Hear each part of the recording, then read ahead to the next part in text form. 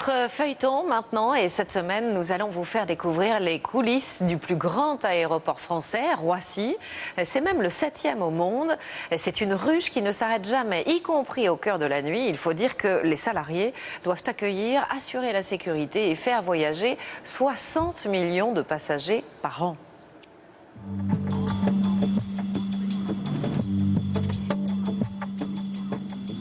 Ce matin, Hélène Cimentaire s'est levée très tôt. Mais ce n'est pas pour prendre l'avion.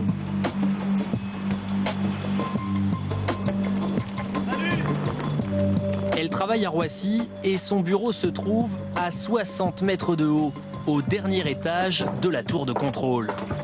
Pour l'atteindre, plusieurs portes et ascenseurs sécurisés, puis 2 longs escaliers. Ici, devant les écrans radars, avec ses 5 collègues, elle gère la moitié du trafic de l'aéroport. Et aujourd'hui, petit problème, la visibilité n'est pas très bonne. Là, c'est vrai que ce matin, c'est très dans le brouillard et donc on est en procédure de faible visibilité. C'est-à-dire ? C'est-à-dire que les avions doivent être plus espacés. En finale, avant d'atterrir, doivent être plus espacés pour qu'il y ait une précision bien meilleure à l'atterrissage. Air France 1422 vend 310 degrés 4 nœuds piste 26 droite, autorisé décollage. Les pistes sont à peine visibles. Mais par liaison radio, des avions attendent déjà avec impatience des instructions pour décoller ou pour atterrir. Charlie 2 fois, contactez le trafic 121 925, au revoir. Là c'est Paris, et là c'est les 2 pistes de Roissy. Il y a une piste qui est dédiée au décollage et une piste qui est dédiée aux atterrissages. On voit un petit peu sur le radar ici. Rolling cross runway 26 right aviation. 1382, contactez le sol 216, au revoir. 216, au revoir, 1382. 98 Sierra Victor, Monitor Tower 1209, bye bye. Lizzie Sierra Victor. Pour l'instant, le trafic est encore calme. Et Roissy se réveille lentement. Les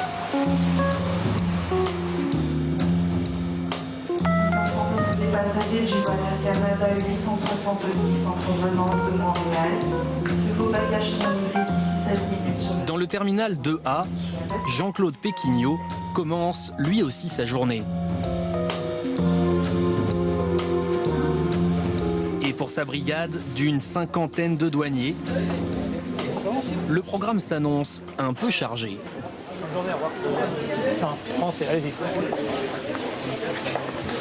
Alors on a un peu de tout. Aéroport Charles de Gaulle, c'est ouvert sur le monde entier. Vous avez des vols qui nous arrivent d'Abu Dhabi, d'Addis Abeba, de Tahiti, de Saint-Denis-la Réunion, les États-Unis. Bon voyage par procuration. Un vol en particulier, en provenance de Cuba, est jugé plutôt sensible. Près des tapis à bagages, 2 douaniers en civil ont pris discrètement position. Jean-Claude, lui, se tient prêt à intercepter les voyageurs suspects près de la sortie. Il ne faut pas se fier à la personne qui est fébrile, parce qu'il y a plein de personnes qui sont fébriles et qui arrivent sur un contrôle, on a toujours peur d'avoir quelque chose à se reprocher. Donc on ne se sert pas de ça, c'est un petit peu l'habitude.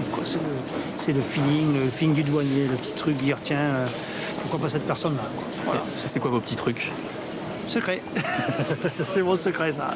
On a tous nos petits secrets, nos petites habitudes. On va voir la taille des bagages, le comportement de la personne. Tout ça rajouté fait qu'il y a un petit alchimie qui va se créer. Puis tiens, celui-là, je le ferai bien. Mais dans les bagages des vacanciers, à part quelques cigares et bouteilles de rhum, Il y en a combien dans la boîte ? 25. pour l'instant, rien à signaler. Merci bien. Faites une bonne journée. À vous aussi. Merci, au revoir.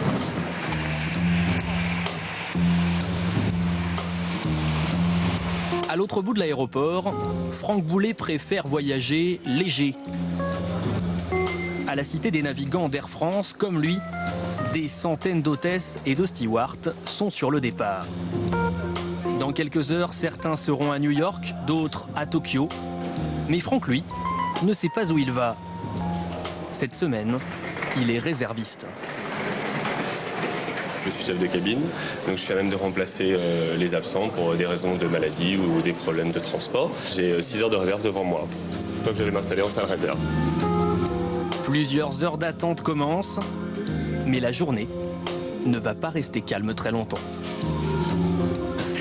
Escale à Roissy, un feuilleton signé Olivier Sibyl, Mathieu Nivenglowski, Bruno Ozet et Isabelle Tartakovsky. La suite, bien sûr, demain.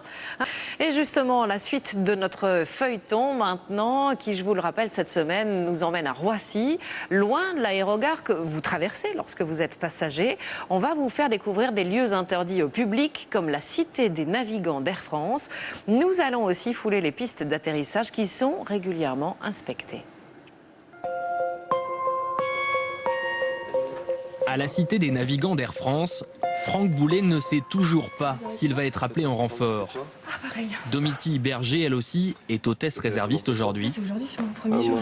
Je suis parti à Washington la semaine dernière. Ah bah oui. Mais pas le temps de faire connaissance. Apparemment, je suis déclenché. Alors, bon, bah écoute, bonne réserve, peut-être à tout à l'heure.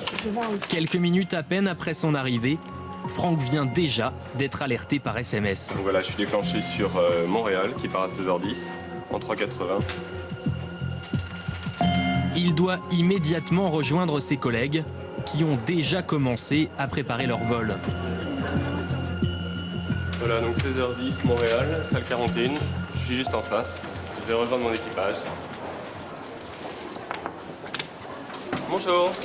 Très bien, bonjour à tous. Nous partons aujourd'hui sur la F346 à destination de Montréal. Je vais laisser vos chefs de cabine se présenter tout de suite. En salle de réserve, Domitille, elle, fait de nouvelles connaissances. Aujourd'hui, j'ai pas très envie de travailler parce que je suis une grosse flemmarde, mais si je suis déclenchée, en fait, je serais contente. En attendant leur vol, les réservistes disposent de plusieurs petites chambres. C'est comme un hôtel, c'est succinct, mais c'est très bien. Et même d'une salle de repassage, car l'uniforme doit toujours être impeccable. Et comme elles ne connaissent pas leur destination à l'avance, elles sont obligées de tout prévoir. Ma valise. Dedans, j'ai des tongs, des maillots de bain, des doudounes, des pulls, des petites robes, lunettes de soleil, crème solaire, tout ça. Là, vous savez pas demain si vous serez au bord de la mer ou... Non, et surtout, on ne sait pas pour combien de temps. Donc, en ce qui concerne les sous-vêtements, on en prend pour 7 jours, parce qu'on peut partir 2 jours, 3, 4, 5, 6 ou 7. Un étage plus bas, Franck, lui, vient de terminer son briefing. Vous êtes dans les temps encore, là? Nous sommes dans les temps. Nous avons 5 minutes pour atteindre la navette.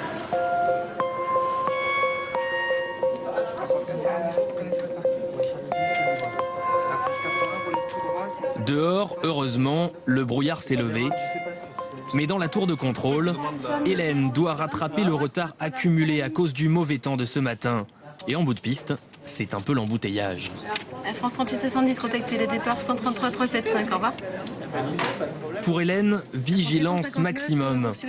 En heure de pointe, un avion décolle ou atterrit toutes les 30 secondes à Roissy.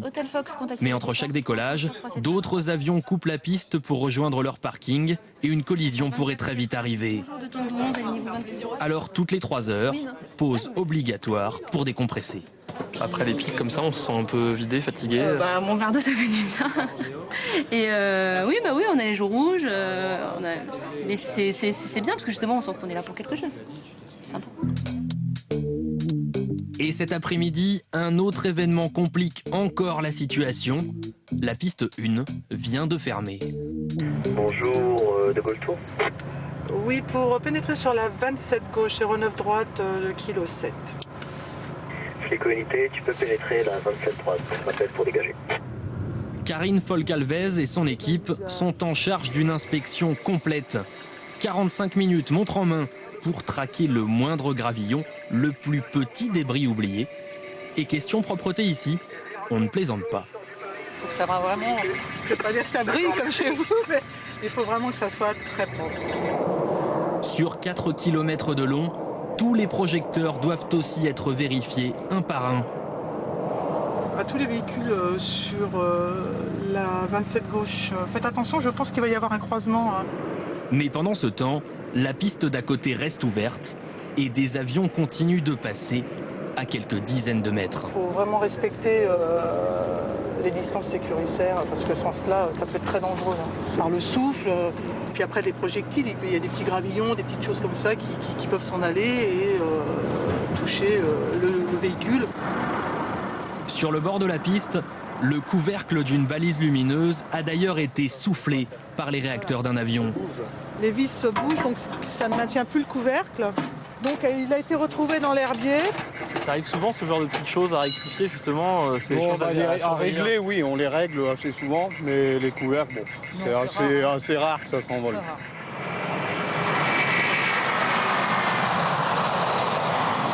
Ça vous fait toujours une émotion d'être sur la piste Absolument. Ah ouais, oui, absolument. Le décollage, l'atterrissage, de voir cette puissance, on est tous passionnés d'aviation. Moi, ça me fait toujours autant vibrer, hein, c'est clair. Il n'y a pas de souci. Est-ce que tu peux m'annoncer que la piste est libérée? Absolument, tous les véhicules ont dégagé les servitudes, tu peux la réouvrir.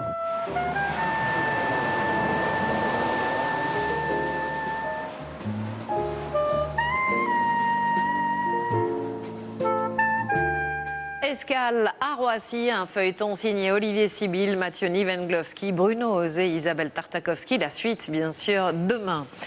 La suite de notre feuilleton, et je vous rappelle que depuis lundi, on vous fait découvrir les coulisses de Roissy. Lorsque vous êtes à bord d'un avion long courrier, on vous sert toujours un plateau repas. On va rencontrer le chef qui élabore les recettes. On va aussi suivre Jean-Claude et sa brigade de douaniers qui viennent de trouver des bagages un peu suspects dans l'aérogare numéro 2. Dans le terminal 2, des bagages en provenance de Bangkok, perdus par des passagers en correspondance, ont attiré l'attention de Jean-Claude. On peut voir les matières organiques, les densités plus ou moins importantes. Là, bon, il doit y avoir de l'alimentaire, dans les parties alimentaires, on peut ouvrir le premier. À l'intérieur, de la viande et du poisson. Voilà. La morue, poisson séché. Dans un état de décomposition avancé. Ça, c'est de la viande. Bon. Des abats ou du poisson boucané. Ça nous fait également une importation de cafards exotiques. C'est avarié, non? C'est pas... Bien sûr. Vous avez vu ce qui court dedans, hein, je veux dire. Selon les normes sanitaires en vigueur dans l'Union européenne, ces marchandises ne peuvent pas être propres à la consommation. On va avoir le cœur bien accroché. Vous avez déjà eu des choses pires dans ce genre-là? Bien sûr, pire. Des animaux. L'année dernière a été saisi ici des primates, mais pas vivants. Hein, des primates qui étaient morts, qui étaient dans une valise destinée à la consommation. Celui-là, c'est pompon. Le propriétaire va être contacté. Il risque une amende. La marchandise, elle, sera rapidement détruite.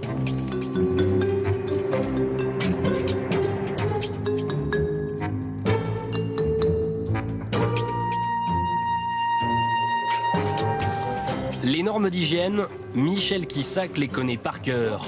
Masque et Charlotte sur la tête, il règne sur les immenses cuisines de Cervère. Et ce matin, c'est le rush. Comme chaque jour, 120 000 plateaux repas à fabriquer. Donc ça vient d'être produit. Ça part sur un départ qui est à 13h35 à destination de Tokyo, sur le vol Air France 276. Au menu, foie gras ou homard en première classe. Des plats livrés en kit, prêts à être réchauffés puis servis à l'assiette dans l'avion par les hôtesses. En classe économique, forcément, c'est un peu différent. Aujourd'hui, il faudra se contenter de carottes râpées en entrée. Au total, les cuisines fournissent 120 compagnies aériennes différentes, indiennes, chinoises ou japonaises. Bonjour messieurs, dames, bonjour Hayashi-san. Du tofu. Alors parfois, même le chef s'y perd un peu. Le mimosa d'omelette et le concombre mariné. Ça c'est de la mousse-bouche. Ouais. C'est quoi? C'est de la... Fruit de dragon.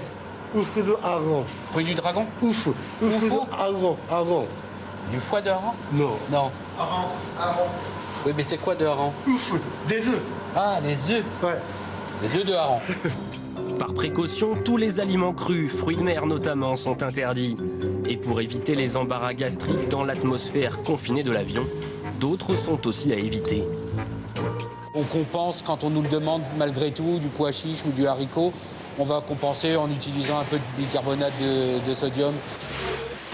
Lutte antiterroriste oblige, les conteneurs sont ensuite tous scellés avant de partir vers l'avion.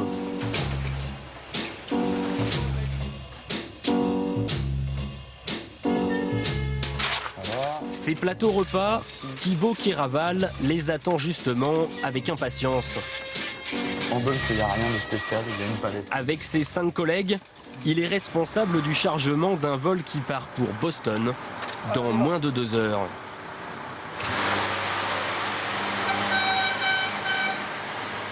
Donc on part sur 55,3. Et la priorité pour l'instant, c'est le plein de carburant. À Roissy, le kérosène arrive directement du port du Havre par un oléoduc souterrain. Et pour ce vol, cet Airbus A340 va en engloutir.